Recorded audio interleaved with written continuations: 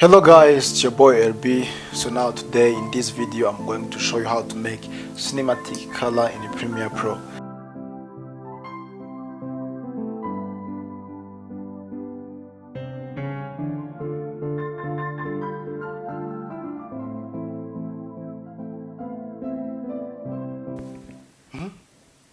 So now let's jump in Premiere Pro right now. So now you see this is my video clip that I'm going to use. So now the things I'm gonna do. So now let me jump on color workspace. So now right here I'm in basic correction. First I'm going to use these basic correction settings in order to bring the good look of the cinematic color. So now in basic color collection, here I have the temperature. So let me reduce this temperature and increase this contrast. Let me just see about this highlight, the shadow. No, clear this shadow and increase some black. Okay. Let me add some small exposure. Okay, let me close this basic collection. The name let me go jump in HCLS secondary. So now I'm going to add some skin tone. I select on this red color, then I take here on color key. So now let me balance. I just want the faces, the skin tones.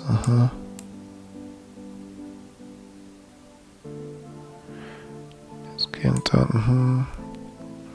Then include this bloodiness, this blood. Okay. Then I increase some colors. Okay. For this, close this HC secondary and then open this curve. So for this curve, I'm going to increase some colors.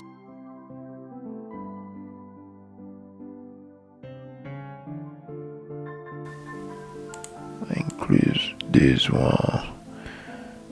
Change this blue color into green. Okay. Then I close these curves and then open up this creative. So now I'm going to increase some green in my footage to look very cinematic.